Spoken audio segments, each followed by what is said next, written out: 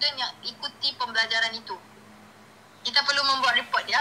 Kalau ada student yang tidak engage ataupun sepertinya tidak reportkan kedatangan melalui online dan tidak membuat setiap assessment yang ada, perlu ada justification di peringkat atas.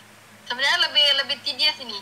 Tapi satu, sebagai akademik, memang kami kena lebih kreatif lah. Di Malaysia kita guna Webex ya. Jadi bila setiap kali perkuliahan itu, saya akan membuat, sebab bila kita kata online learning, it can be asynchronous atau synchronous learning. Tapi asynchronous ini pada saya kadang-kadang kurang berkesan kalau kita biar student belajar saja sendiri. Jadi saya tidak lihat pada orang lain, saya diri saya sendiri. Apa yang saya cuba lakukan setiap kali perkuliahan itu, saya akan make sure kita ada online face to face lah. Dan seperti saya selalu syorkan kepada student, saya kata mesti ada two ways communication. If not, I feel like I'm talking to the wall. Because sekarang kita tidak ada depan-depan ya, yang sepertinya begini. So, saya tidak tahu kamu ni sebenarnya dapat ke enggak ke begitu. Tapi memang ada, perlu ada itu satisfaction daripada student. Dan so far is, of course, adult learners, diorang lebih appreciate meet up rather than online learning.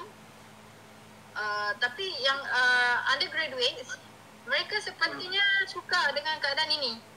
Mungkin mereka kan dilahirkan dalam dunia internet dan sebagainya kan. Jadi itu saya rasa mungkin kita sudah ke arah itu. Saya tidak tahu di Balikpapan bagaimana. Terima kasih Prof. Jadi secara umum kalau anak-anak yang muda tambah lebih suka lagi dengan online ya, karena sesuai dengan kebiasaan mereka gitu. Oke, baik. Balikpapan mungkin sama Prof, kurang lebih seperti itu. Satu lagi Prof, UTM itu kan memang university yang basisnya teknologi begitu. Mungkin pengajar-pengajar tidak ada problem tuh. Apakah di sana juga ada problem mungkin pengajar-pengajar dengan usia yang lebih tua, mungkin generasi lama yang mungkin tidak terlalu akrab dengan online sehingga perlu sosialisasi secara khusus begitu? Ya, okey. Itu memang ada, tidak dinafikan. Walaupun kami technical university, tapi kita masih ada fakulti ataupun pusat yang tidak semestinya teknologi. Even kalau ia dari fakulti engineering sendiri, mereka dari segi online learning ini pun tidak mahir. Dia mahir dalam bidang mereka, teknologi di mesin dan sebagainya. Tapi bila mau buat online learning menggunakan video dan sebagainya, masih memerlukan bantuan. Macam saya lebih laki sebab kami di fakulti IT tiada masalah lah saya rasa.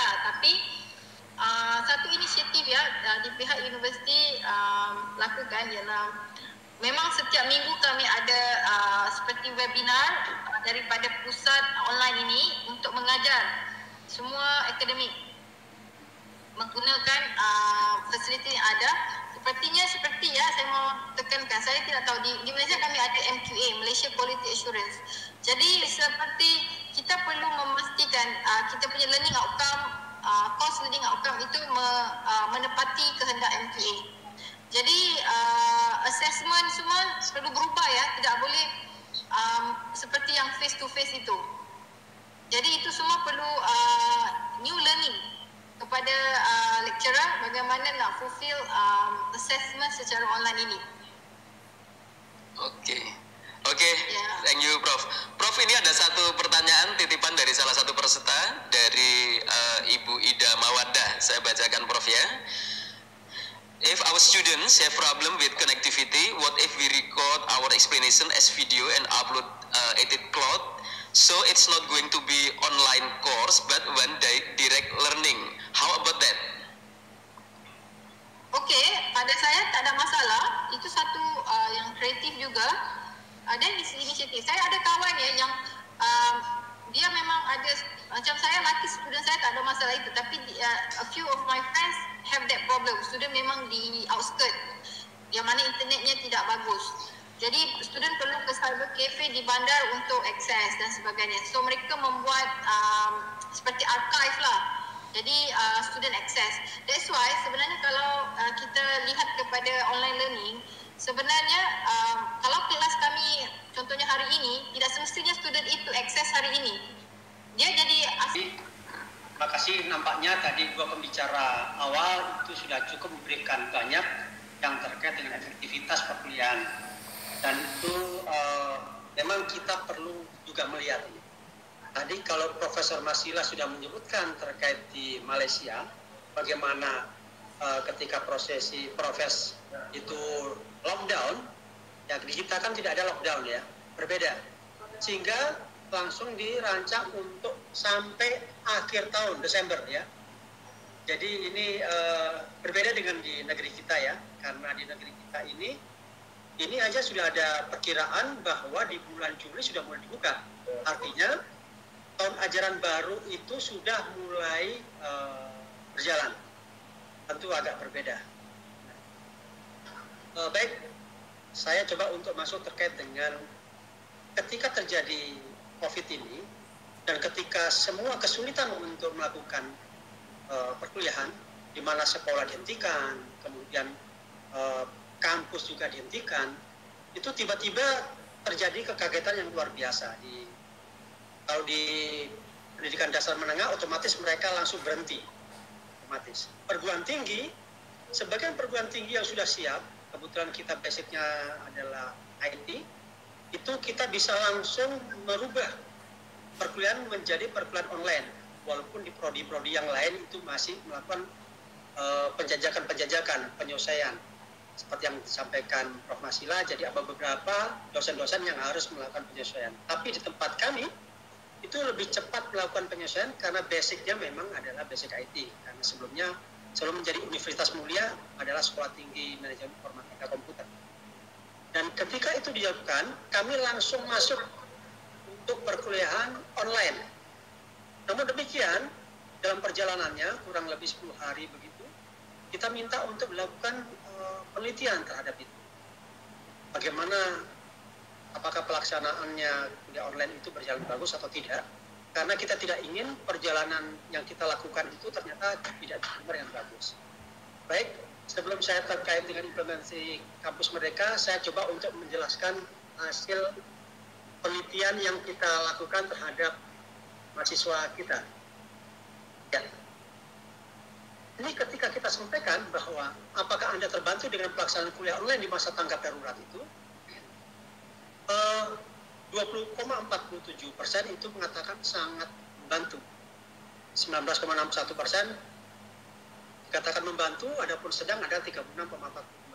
Artinya bahwa perkuliahan dengan online ini di masa COVID, mereka melihat ini sangat terbantu 20%.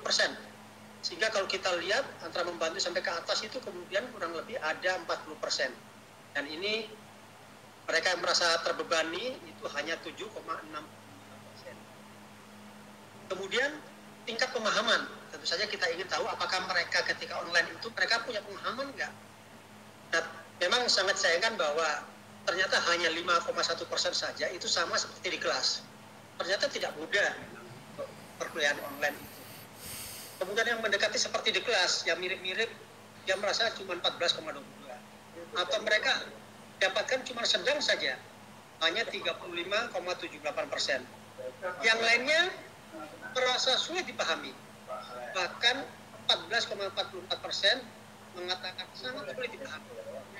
Ini tantangan tersendiri bagi kita, karena ternyata kuliah online ini itu hanya 5,1% saja sama seperti perkuliahan seperti biasa. Dan ini menjadi tantangan berikutnya bagi kita.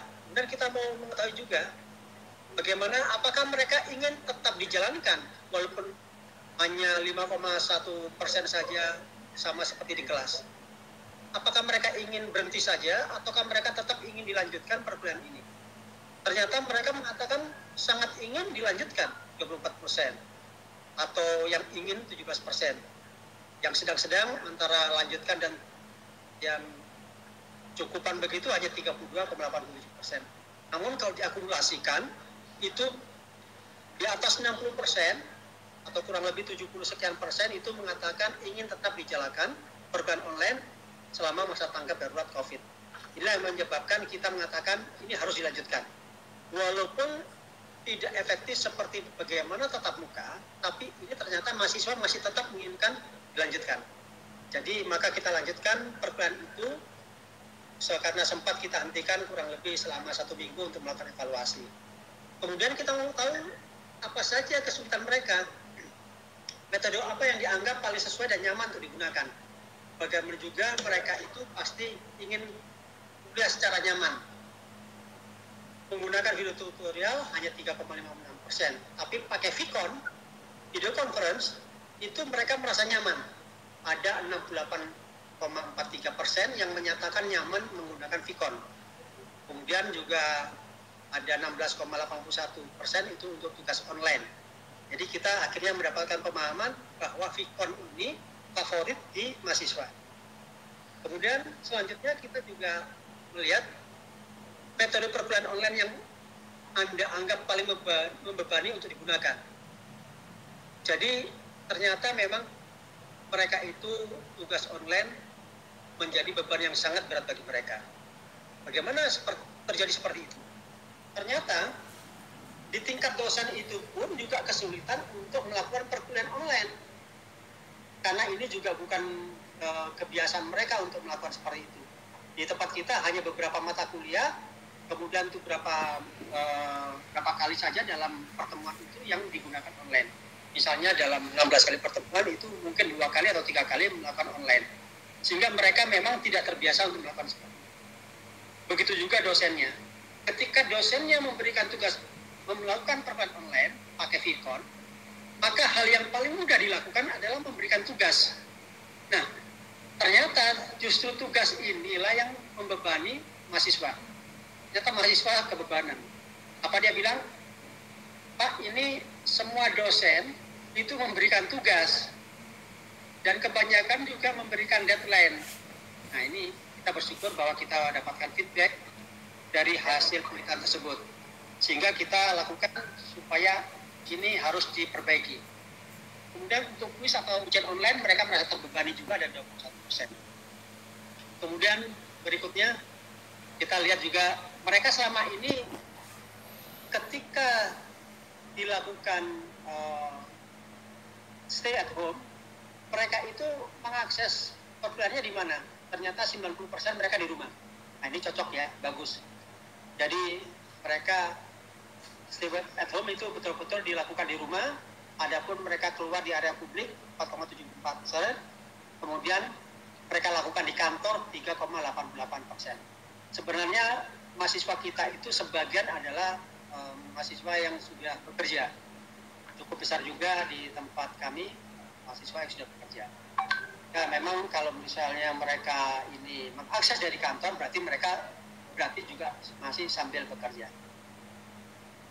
Kemudian akses yang digunakan, jadi mereka menggunakan jaringan kuliah online itu menggunakan seluler itu 55%, kemudian wifi di rumah 40%. Jadi ini termasuk juga kita tanya kepada mereka terkait dengan akses mereka, apakah melalui wifi di rumah mencukupi. Nah, dari rumah mereka mengatakan sangat mencukupi, atau 26% mengatakan mencukupi, yang mengatakan sedang 32%. Sehingga kita melihat bahwa kegiatan atau akses dari rumah masing-masing itu cukup bagi mereka. Namun demikian, ternyata ada juga mengakses kuliah online melalui wifi di rumah memang sangat mudah. Ya, kalau saya lihat bahwa mulai sangat mudah dan sedangnya itu saya hitung 90% ke atas. Nah, dari sekian banyak yang kita sampaikan terkait dengan kuota sekarang. Bagaimana kuota yang selama ini dipakai? Dalam 1 minggu, kuota yang dipakai itu mayoritas mereka mengatakan 3-5 GB. Jawabannya adalah 28,52%. Jadi kurang lebih 3,5%. Tapi ada juga yang lebih daripada 10 GB. Ada 9% mengatakan itu lebih dari 10 GB dia lakukan. Dan ini ternyata membebani biaya mereka, untuk mereka yang mandiri. Dan itulah akibatnya juga kita mencoba untuk membantu mahasiswa, membantu pembiayaan dengan memberikan bantuan internet yang diberikan dalam bentuk pembiayaan, lalu dilakukan pengurangan pembiayaan di semester berikut. Ini yang kita lakukan kepada mereka. Baik, itu kira-kira yang sudah kita lakukan di kampus Mulia. Jadi bagaimana evaluasi terkait dengan perkuliahan yang ada di sini. Namun sebelum itu terjadi, kami perlu sedikit memberikan ulasan. Ya barangkali bisa juga sebagai perbandingan untuk di daerah, barangkali di Jogja, Profesor Joko di sana, atau ada juga bagaimana yang di Aceh.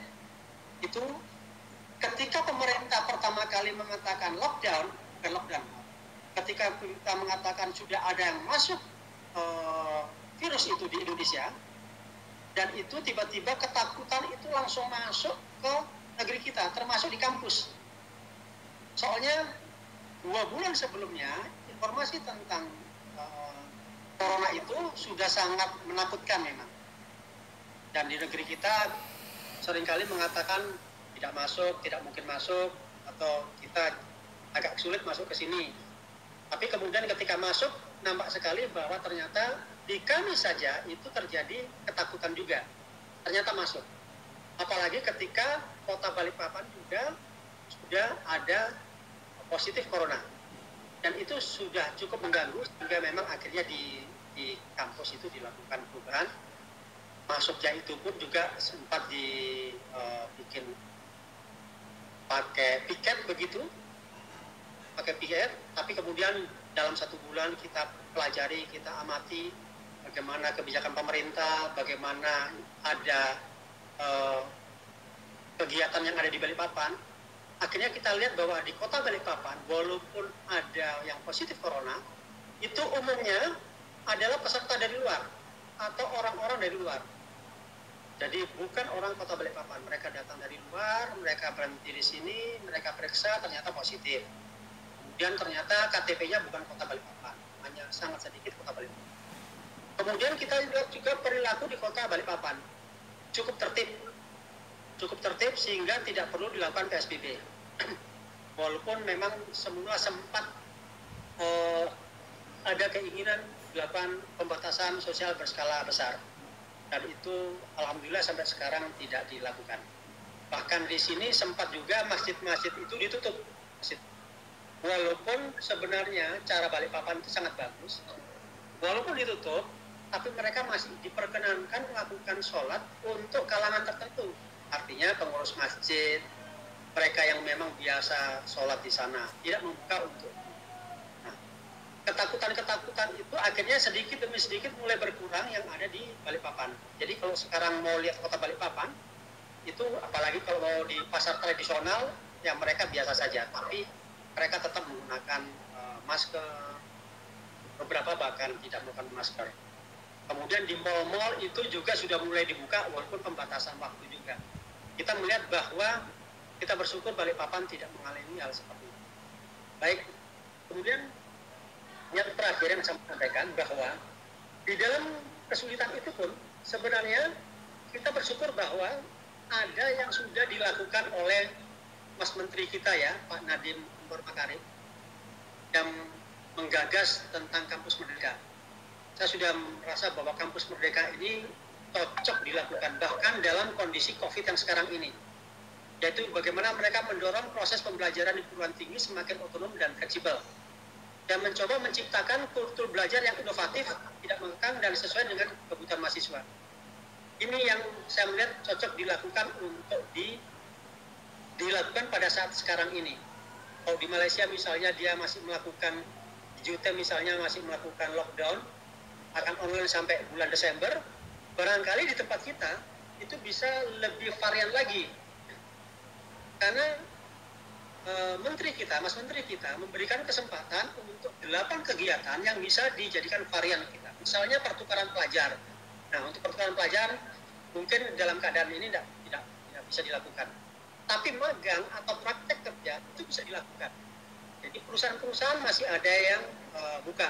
Di sini sebagian besar masih buka. Jadi magang, praktek kerja bisa dilakukan. Kemudian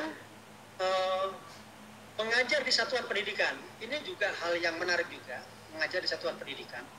Mahasiswa itu bisa mengajari walaupun dalam kelas online itu bisa mereka mengajari untuk di sekolah-sekolah yang lain, misalnya di sekolah di SMA atau di SMK atau di SLTA yang dulu pernah dilakukan oleh mahasiswa PTM, pengerahan tenaga mahasiswa pada tahun 60-an dulu, atau menggunakan pola Indonesia Mengajar yang pernah dilakukan pada tahun 2010-an zamannya Pak Anies Baswedan.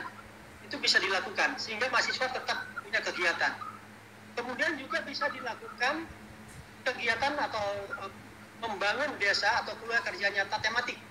Nah, membangun desa itu begini. Mahasiswa yang asal dari desa dalam keadaan seperti ini, tanpa kita suruh mereka pulang ke desa sudah nih.